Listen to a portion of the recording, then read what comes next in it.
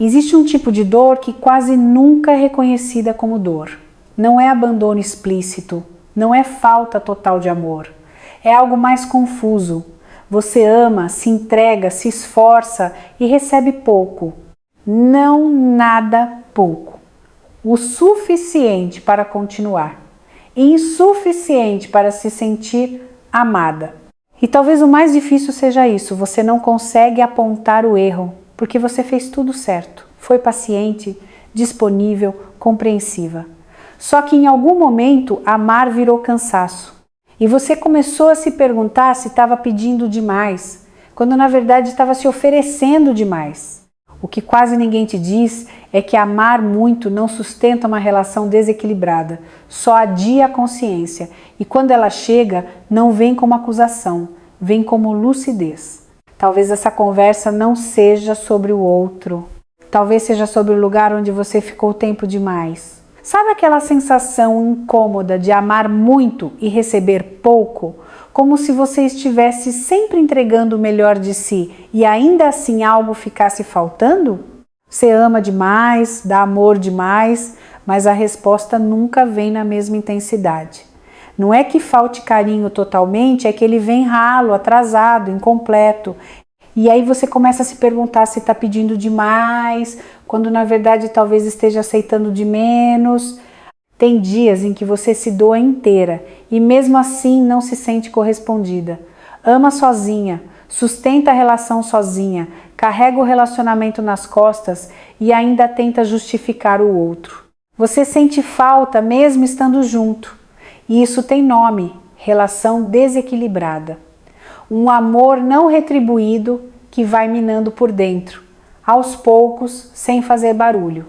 E o mais confuso é perceber que não falta esforço da sua parte, falta retorno. Porque amar por dois cansa e cansa muito. No fundo, você sabe que existe uma entrega sem retorno acontecendo aí. Só que admitir isso dói mais do que continuar tentando. E é exatamente aí que a história começa a se revelar. Eu vejo isso o tempo todo no consultório. Mulheres que chegam dizendo que não sabem explicar, mas quando começam a falar, o desenho aparece com nitidez. Você se esforça, cuida, pensa no outro, antecipa necessidades, ajusta o tom, as palavras, o jeito de pedir e mesmo assim sente que ama mais que o outro, que está sempre um passo à frente e sozinha nesse passo. Geralmente começa bonito. Você acredita que amar muito é virtude, que dar amor demais vai em algum momento despertar algo no outro. Então você insiste, sempre você que corre atrás, sempre você que espera, sempre você que perdoa. E aos poucos vai normalizando o afeto não reconhecido, o carinho que não retorna, como se isso fosse só fase. Até que um dia o corpo sente antes da mente um cansaço de amar, um vazio afetivo estranho, uma solidão acompanhada que confunde, porque você não está sozinha, mas se sente invisível. E aí surge aquela frase silenciosa: tem algo errado comigo? Não é falta de amor da sua parte, é excesso de esforço, onde não há reciprocidade. Esse padrão não nasce do nada, ele se instala e quase sempre tem uma lógica invisível sustentando tudo isso. O que quase ninguém te explica é que, quando você ama muito e recebe pouco por tempo demais, se cria um sistema silencioso dentro da relação. Um acordo não falado. Você dá, o outro se acostuma. Você sustenta, o outro relaxa. E, sem perceber, a relação passa a funcionar baseada no seu esforço, não na troca. Você vira a parte ativa de tudo. Quem puxa a conversa, quem resolve clima estranho, quem tenta salvar o que está esfriando. Sempre você que insiste, sempre você que tenta entender. E o outro apenas responde quando quer do jeito que dá. Isso não acontece porque ele é vilão, acontece porque o sistema ensinou que você aguenta. Quando existe uma entrega sem retorno constante, o desequilíbrio emocional deixa de ser exceção e vira regra. O amor sem reciprocidade se normaliza e aquilo que deveria ser encontro vira manutenção. Você não vive a relação, você gerencia. E aí vem a parte mais delicada. Quanto mais você se doa e não é vista, mais tenta se ajustar para caber, mais diminui o pedido, mais aceita migalhas emocionais, chamando isso de maturidade. Só que o corpo não negocia, ele cobra. Esse sistema invisível não foi criado por maldade, foi criado por repetição. E toda repetição nasce de uma crença. Em algum ponto da sua história, você aprendeu, sem que ninguém dissesse com todas as letras, que amar muito era a forma mais segura de não ser abandonada. Que se você se esforçasse o bastante, fosse compreensivo o suficiente, paciente o suficiente, alguém ficaria. Essa crença vai se infiltrando devagar, até virar verdade interna, né? Então, quando você ama sozinha, não soa estranho. Quando você dá amor demais e recebe pouco, você racionaliza. Diz que o outro tem dificuldade, que não aprendeu a demonstrar, que é o jeito dele. E quase sem perceber, começa a achar que sentir falta, mesmo estando junto, é normal. Que carinho que não retorna faz parte. Que afeto não reconhecido é só uma fase. A crença sabotadora sempre vem disfarçada de virtude. Ela te convence de que insistir é sinal de profundidade emocional, de que amar por dois é maturidade, de que aceitar pouco é humildade. E aí, quando o vazio afetivo aparece, você não questiona a relação, você questiona a si mesma. Será que estou pedindo demais? Será que o problema sou eu? Essa crença não te faz amar melhor. Ela te faz se anular por amor. E quando amar começa a doer, não é o amor que está errado, é o lugar onde você está tentando existir. Essa crença não se sustenta sozinha.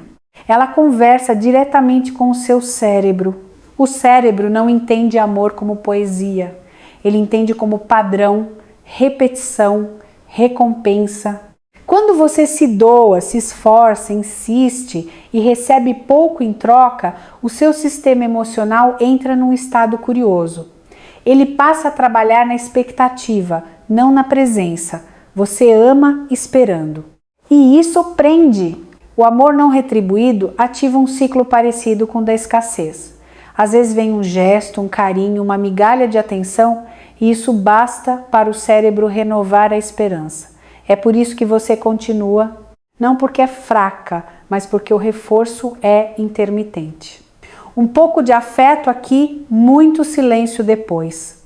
O cérebro se apega ao talvez. Isso gera desgaste emocional profundo. Exaustão afetiva. Você sente cansaço de amar, mas não consegue parar. Porque parar parece perda e insistir parece chance. Amar mais que o outro vira tentativa inconsciente de recuperar o controle emocional da relação. O problema é que enquanto você tenta provar valor, o cérebro aprende outra coisa, que o seu esforço é normal, que o mínimo do outro é suficiente, que você aguenta. E isso vai apagando seus limites sem você perceber. Quando você aceita pouco por muito tempo, o cérebro recalibra o que chama de amor. E aí você começa a viver relações que exigem cada vez mais e entregam cada vez menos. Nesse ponto, algo muda. Você deixa de ser pessoa e começa a virar função. Sem perceber, você deixa de ser alguém amada e passa a ser alguém necessária, a que entende, a que segura, a que sustenta. Você vira a base emocional da relação. Aquela que mantém tudo em pé enquanto o outro apenas se apoia. Amar muito e receber pouco vai criando esse lugar silencioso onde você é útil, mas não cuidada. Você vira a que lembra datas, a que puxa assunto, a que repara o clima estranho, a que sente antes, pede depois e muitas vezes pede menos do que precisa. O amor vai sendo trocado por desempenho emocional. Você não é escolhida, você é funcional. E quanto mais você sustenta a relação sozinha, mais difícil fica sair desse papel. Porque existe um medo escondido ali. Se eu parar de fazer, isso acaba. Então você continua. Sempre você que corre atrás. sempre você que tenta salvar, sempre você que carrega o relacionamento nas costas. O problema é que função não recebe reciprocidade, função recebe cobrança, e aí surge aquela solidão acompanhada estranha, aquele vazio afetivo que não se explica. Você está ali, mas não é vista. Se doa, mas não é reconhecida. Ama, mas não é encontrada.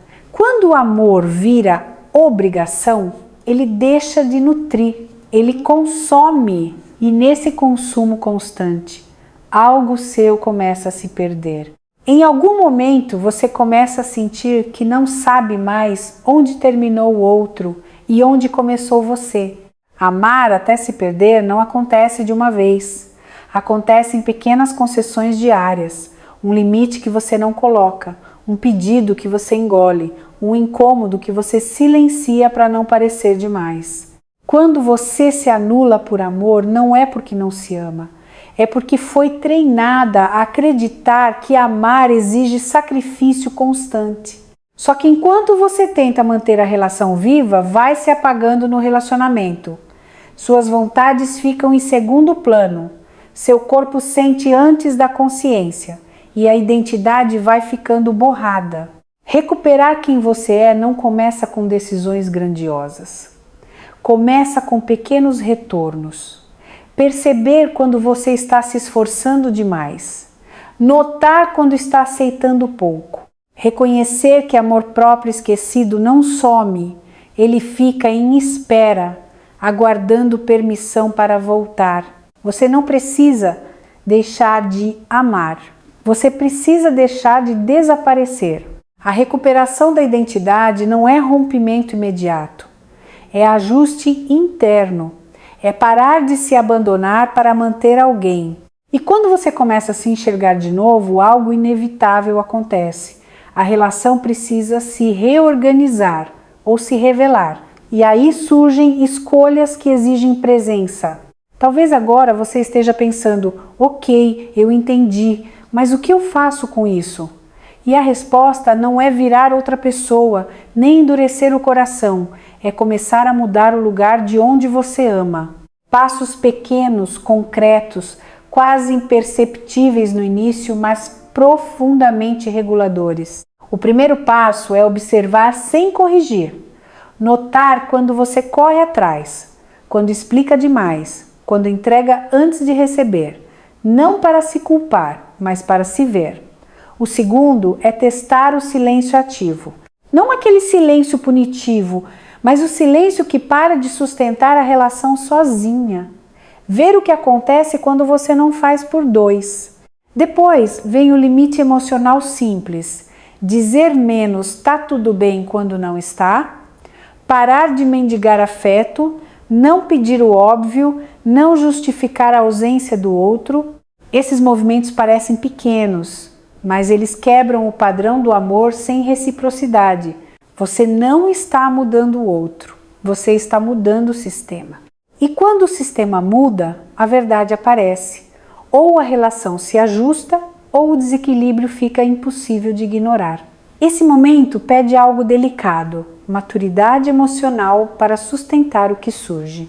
Porque junto com a clareza vem um luto. Existe uma dor silenciosa quando você começa a enxergar com clareza. Não é só o luto da relação, é o luto da fantasia que você construiu. Da ideia de que se você amasse mais um pouco, se explicasse melhor, se fosse mais paciente, o outro finalmente te encontraria. Soltar isso dói, porque essa fantasia te manteve em movimento por muito tempo. Quando você aceita que amar muito e receber pouco não é fase, mas padrão, algo quebra por dentro. Você percebe que o amor não estava escondido esperando o momento certo. Ele simplesmente não vinha. E isso confronta diretamente aquela parte sua que sempre acreditou que o esforço seria recompensado. Esse luto não é dramático, ele é quieto. Vem em forma de cansaço profundo, de um não dá mais sussurrado. É a desistência silenciosa da mulher que cansou de amar sozinha. Não é raiva, é lucidez. Uma tristeza madura que reconhece: eu dei tudo o que pude. Chorar essa fantasia é necessário.